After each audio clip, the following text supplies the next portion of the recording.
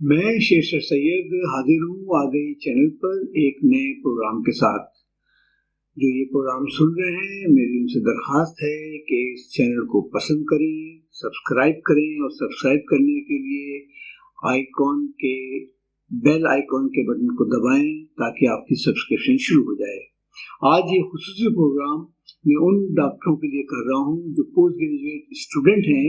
और अपने post graduate इम्तहान में बार बार फेल हो रहे हैं। इस प्रोग्राम करने की खुसूसी वजह यह है कि हमारे मुल्क में बेशुमार मेडिकल ग्रेजुएट्स हैं जो पोस्ट ग्रेजुएट एग्जामिनेशन में, चाहे वो FCPS पार्ट 2 का इम्तहान हो, MCPS का इम्तहान हो या बाद यूनिवर्सिटीज़ की जानिब से होने वाले DGO के इम्तहान हों या MS और MD प्रोग्राम के इम्तहानात हों और उसमें वो बार बार फेल हो रहे हों। इसको मैं शुरू इस वाक़े से करता हूँ कि जब मैं आयरलैंड में MRCOG पार्ट 2 की तैयारी कर रहा था और अस्पताल में काम कर रहा था, तो जब मैं तीसरी दफ़ा MRCOG के इम्तहान में फेल हुआ और फेल होकर के वापस अस्पताल में आया, तो एक हफ्ते के बाद मुझे मेरे बॉस की सेक्रेटरी मैरी लुइस का फ़ोन आया कि बॉस ने कहा है कि मैं उनसे 4 बजे मिल लूँ। जब मैं 4 बजे उनसे मिलने गया तो उन्होंने मुझसे कहा कि सेंट जॉर्जेस हॉस्पिटल लंदन में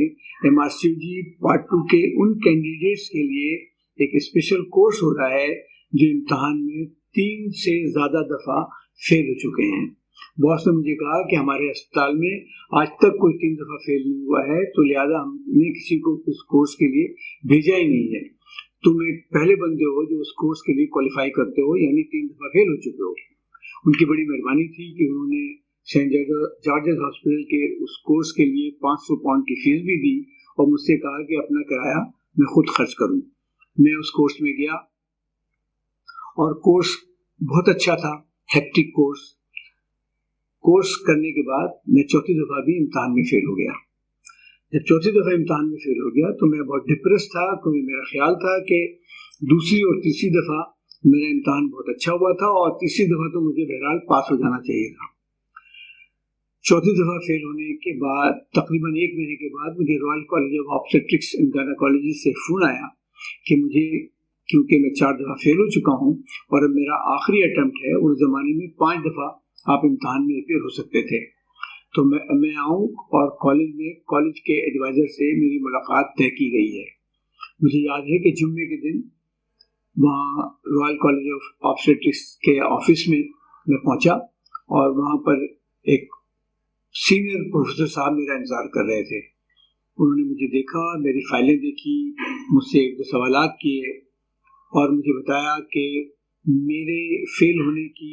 मोस्ट लाइकली वजह शायद ये है कि मेरी कुछ बैड लक हो गई है। उस वक्त मैंने उनसे कोई ख़ास आर्गूमेंट तो नहीं किया सिवाय ये कहने के कि जहाँ तक मेरा ख्याल है मेरी बैड लक नहीं है, इम्तहान में मैं जिस वजह से फेल हो रहा हूँ उसकी कोई और वजूहत हो सकती है। शायद मेरी तैयारी अप टू द मार्क नहीं है या एग्जामिनेशन का कोई सिस्टम में कोई ख़राबी है। उनको बड़ी हैरत हुई और उन्होंने बड़ी हैरत से मुझसे पूछा कि आप क्यों कह रहे हैं कि आपकी बैड लक नहीं है। तो मैंने उन्हें बताया कि अगर मेरी बैड लक होती तो मैं इंग्लैंड नहीं पहुंचता, मुझे कोई बीमारी होती, मुझे कोई कैंसर होता, मैं अंधा नहीं हूँ और बड़े कम रिसोर्सेज के साथ इंग्लैंड आकर के पार्ट 1 करने के बाद पार्ट 2 की तैयारी कर रहा हूँ, तो बैड लक तो मेरा बहरहाल नहीं है। लेकिन रॉयल कॉलेज ने बड़ी मेहरबानी करके मेरे लिए ये इंतज़ाम किया कि मैं कैम्ब्रिज में के एक हॉस्पिटल, एडनब्रूक्स हॉस्पिटल में मेरे लिए 6 हफ्ते का इंतज़ाम किया कि मैं वहाँ जाकर के वहाँ के जो कंसल्टेंट थे मिस्टर रॉबिन्सन, और उस ज़माने में वहाँ सीनियर रजिस्ट्रार थी जो आजकल रॉयल कॉलेज की शायद वाइस प्रेसिडेंट हैं, उनके साथ में काम करूँ। मैं वहाँ गया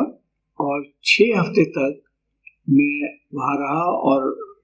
मिस्टर रॉबिन्सन और सीनियर रजिस्ट्रार जो थी वहाँ पर, उन्होंने 6 हफ्ता मुझे सख्त मुश्किलात में डाल के रखा।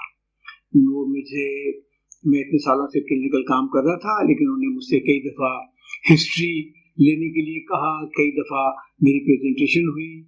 कई दफ़ा मुझसे मुख्तलिफ केसेस के मैनेजमेंट पर गुफ्तगू की गई, मुझे थिएटर ले जाया गया, मैंने असिस्ट किया और असिस्ट के दौरान मुझसे सवालात किए गए, यहाँ तक कि मेरे सिज़ेरियन सेक्शन करने के तरीक़ेकार को भी देखा गया। उसके बाद मैं इम्तिहान में फिर हुआ और इम्तिहान में पास हो गया। आज के प्रोग्राम का मकसद ये है कि बदकिस्मती से हमारे मुल्क में इस किस्म का कोई निज़ाम नहीं है कि बार बार फेल होने वाले उम्मीदवारों से बातचीत की जाए। कॉलेज ऑफ फिजिशियन और सर्जन में जो लोग बार बार फेल होते हैं उनसे ये कह दिया जाता है कि कॉलेज का इम्तहान बहुत सख्त है और मेयारी इम्तहान में पास होने के लिए लोग तो फेल होते ही हैं। ये एक गलत कंसेप्ट है। किसी इम्तहान में बार बार फेल होने का मकसद ये है, मतलब ये है कि वो जो उम्मीदवार है, जो कैंडिडेट इम्तहान दे रहा है, उसकी तैयारी सही नहीं है, और उसकी जो तैयारी सही नहीं है वो ये रिफ्लेक्ट करती है कि उसके जो सुपरवाइजर हैं उनकी तैयारी भी सही नहीं है। अगर मेरे कैंडिडेट्स बार बार फेल हो रहे हैं और मैं सुपरवाइजर हूँ तो इसका मतलब ये है कि कुछ खराबी मेरे अंदर है। मैं अपने